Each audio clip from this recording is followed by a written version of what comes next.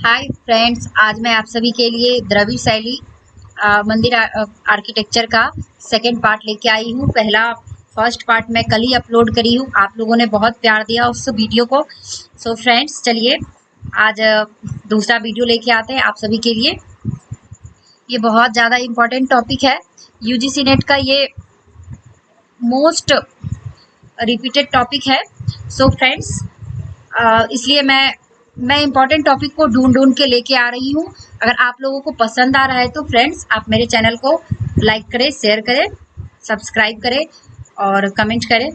आपका एक कमेंट और सब्सक्राइब मेरे मोटिवेशन के लेवल को बहुत हाई करता है। सो फ्रेंड्स, प्लीज़ सब्सक्राइब करें। चलिए स्टार्ट करते हैं। पहले पार्ट में मैं नागर शैली लेके आई थी, आप सभी को बहुत अच्छे से समझाई, और आज मैं आप सभी के लिए द्रविड़ शैली लेके आई हूँ। तो नागर मंदिर के विपरीत द्राविड़ मंदिर का डिजाइन देखने को मिलता है। एक नागर शैली में हम सभी ने देखा था कि नागर शैली में सिर्फ और सिर्फ एक ही गेट होता था जो कि मंदिर में प्रवेश करने के लिए होता था, लेकिन द्रविड़ शैली में एक बड़ा सा प्रांगण होता है और प्रांगण के बीच में मंदिर होता है जिसमें कि भगवान की मूर्ति होती है, पूजा होता है, और उस प्रांगण में प्रवेश करने के लिए एक बड़ा सा गेट होता है। वो गेट गोपुरम कहा जाता है, और एग्जाम में भी बहुत बार क्वेश्चन आता है कि गोपुरम किस मंदिर शैली में रहता है, द्राविड़, नागर या बेशर।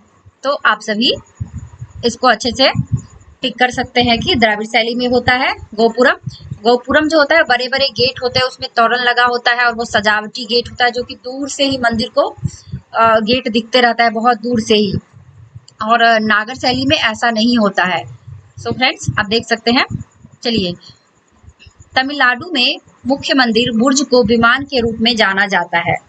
यह एक पिरामिड की तरह होता है जो उत्तर भारत के घुमावदार शिखर की तुलना में ज्यामितीय रूप से ऊपर उठा हुआ होता है। यानी कि उत्तर भारत का जो शिखर होता है उसकी तुलना में दक्षिण भारत का जो द्राविड़ शैली का मंदिर होता है उसका रूप जो होता है वो ज्यामितीय रूप से ऊपर उठा हुआ होता है थोड़ा सा। चलिए आप लोगों को फोटो दिखाते हैं द्राविड़ शैली के मंदिर का। चलिए देखिए देखिए फ्रेंड्स, आप देख सकते हैं यहाँ पे कि यहाँ पे मंदिर में प्रवेश करने के लिए सिर्फ एक ही गेट है। और जैसा कि नागर शैली में हम लोग देखे थे कि उसमें बहुत सारे उप मंदिरें थी, जो कि आपको दिखाते हैं। देखिए, ये रहा नागर शैली का मंदिर।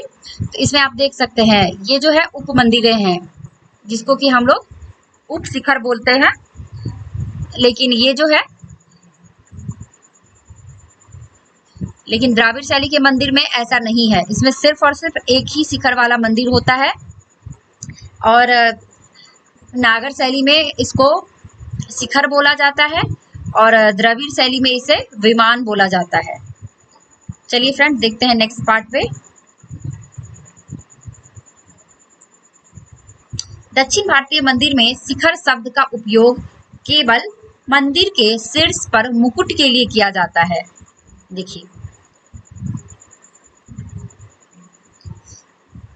देख सकते हैं, दक्षिण भारत के केवल शिखर के मुकुट के लिए प्रयोग किया जाता है। ये जो इसी को मुकुट और शिखर बोला जाता है, जिसे हम विमान कहते हैं। लेकिन नागर शैली में इसी शिखर का प्रयोग छोटे से, आपको दिखाते हैं, छोटे से कलश, ये जो है ये कलश और आमलक के लिए किया जाता है। इसे ही इसको शिखर बोला जाता है, इस छोटे से भाग को।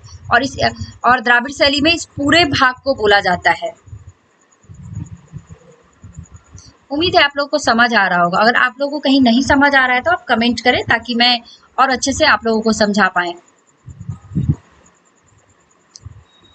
देख सकते हैं, नागर शैली में उत्तर भारत के मंदिरों के आमलक और कलश के बराबर के एक छोटे से स्तूप की तरह आकार दिया गया है।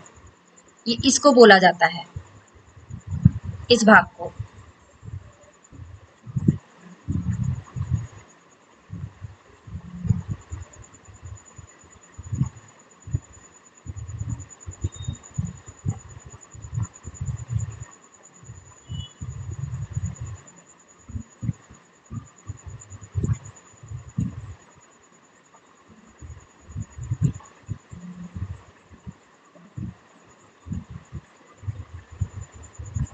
Sorry friends.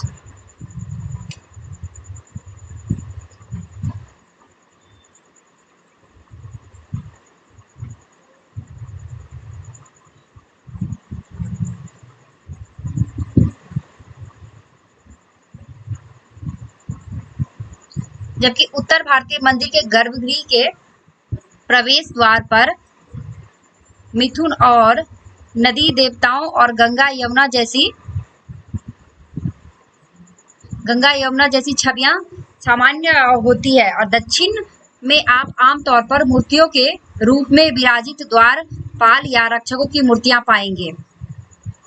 उत्तर भारतीय मंदिर के गर्भगृह के प्रवेश द्वार पर मिथुन या नदी देवताओं, गंगा, यमुना आदि की छवि देखने को मिलती है, और लेकिन दक्षिण भारत में हमें आमतौर पर मूर्ति के रूप में विराजित द्वारपाल देखने को मिलता है। उत्तर भारत के मंदिरों में हमें गेट पे छवि यानी कि चित्र मिलता है जो कि दीवारों पे होता है, लेकिन दक्षिण भारत में मूर्ति के रूप में गेट पे रहता है, एंट्रेंस गेट पे। चलिए आपको दिखाते हैं फोटो।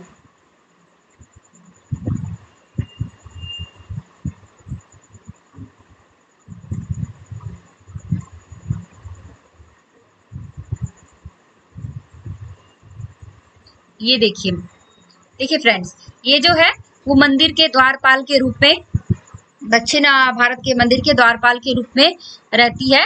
इसे जया विजया कहा जाता है, जो रक्षक, मंदिर के रक्षक होते हैं।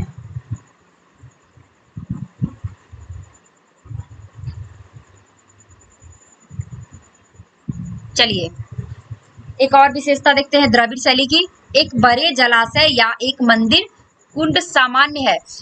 हम लोग पहले पार्ट में भी इस पे चर्चा किए थे कि दक्षिण भारत की जो मंदिरें होती है वहां पे नदी तालाब देखना पाया ही जाता है। वो मंदिर की विशेषता है कि द्रविड़ शैली के मंदिरों के पास जलाशय पाया ही जाता है। बिना जलाशय आप द्रविड़ शैली का मंदिर नहीं देख सकते हैं, वहां पे पानी की प्रबंध रहता है, लेकिन नागर शैली में ऐसा नहीं है। वो मंदिर का जो प्रांगण होता है ना, जो अभी बताए थे कि जो प्रांगण होता है चारों तरफ दीवारों से घिरा होता है, वो प्रांगण के बीच में ही नदी तालाब या फिर कुआं, कोई भी ऐसा व्यवस्था रहता है जिससे कि पानी की मंदिर के लिए प्रबंध होता है।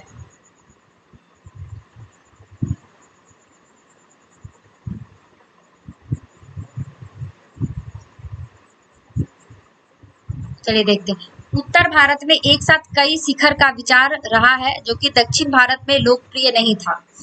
आप लोगों को अभी दिखाए थे कि उत्तर भारत के मंदिरों में उप शिखर होती है एक साथ, और दक्षिण भारत के कुछ सबसे पवित्र मंदिरों में मुख्य मंदिर जिसमें गर्भगृह स्थित होता है, उसमें सबसे छोटे बुर्ज में से एक होता है। ऐसा इसलिए है क्योंकि यह आमतौर पर मंदिर का सबसे पुराना हिस्सा होता है, और जो मतलब कहीं कहीं आपको देखने को मिलेगा कि जो सबसे छोटा शिखर वाला पार्ट है उसमें गर्भगृह है, लेकिन और ऊपर बड़ा बड़ा शिखर बना दिया गया है। वो इसलिए होता है कि मंदिर को मूल रूप को तोड़ा नहीं जाता है। वो बहुत प्राचीन मंदिर है, अब उसको तोड़ के हटाना नहीं है, लेकिन उसको रिनोवेशन करने के लिए उस पे और शिखर बना दिए जाते हैं। तो इसलिए आप कहीं कहीं ऐसा देखने को मिल सकता है, बट ऐसा आम तौर पे आप दक्षिण भारत में नहीं देख सकते हैं।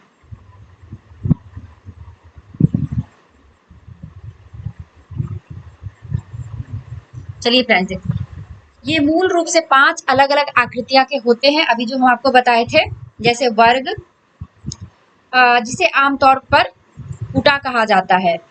ये क्वेश्चन आजकल यूजीसी नेट में बहुत आता है कि वर्ग को क्या बोला जाता है, आयताकार को क्या बोला जाता है, थ्योरेटिकल क्वेश्चन में आता है, आप इसको याद कर सकते हैं। केटुरास भी बोला जाता है, आयताकार या साला या आयातसर बोला जाता है। अंडकार जैसे गज पृष्ठ या हाथी पीठ कहा जाता है। वृत्तियां भी कहा जाता है, एक घोड़े के आकार के आकृति वाले मुखौटे के साथ चैत्य द्वार को नासी कहा जाता है। वृत्ताकार या वृत्त और अष्टकोणीय या अष्टाश्रय भी कहा जाता है। ये फैक्ट है, तो इसको इसमें कुछ समझाने जैसा नहीं है, इसको आप याद कर सकते हैं।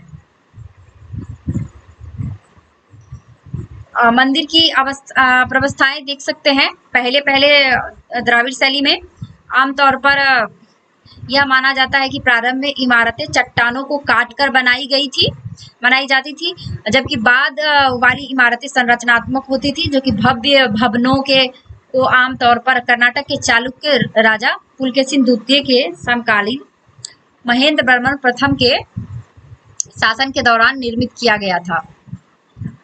पहले पत्थरों से काटकर बनाया जाता था, लेकिन जैसे जैसे शासक विकास हुआ उस हिसाब से फिर भव्य भवनों के निर्माण शुरू हुए।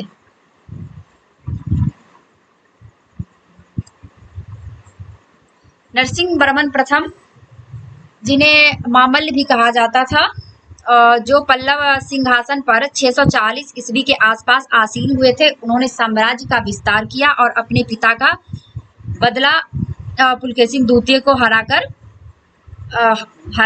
लिया था और अधिकांश भवन निर्माण कार्य किया, जिन्हें महाबलीपुरम के नाम से भी जाना जाता है।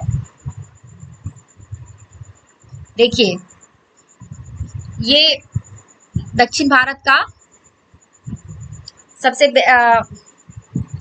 महान मंदिर माना जाता है, सोल टेम्पल महाबलीपुरम, देख सकते हैं, द्राविड़ शैली की है। फिर ये आपका कांची का कैलाशनाथ मंदिर है, जो महाबलीपुरम में ही है। सो फ्रेंड्स, उम्मीद है आप लोगों को आज ये छोटा सा वीडियो द्राविड़ शैली पसंद आया होगा। फ्रेंड्स, अगर आप लोगों को पसंद आ रहा है तो लाइक, शेयर, सब्सक्राइब करें, कमेंट करें। Thank you friends. मैं आप सभी के लिए डे टू डे अच्छे से अच्छे कंटेंट वाले वीडियो लेके आऊंगी और PYQ, MCQ सब लेके आऊंगी। अगर आप सभी को पसंद आ रहा है तो सब्सक्राइब करें। Thank you friends.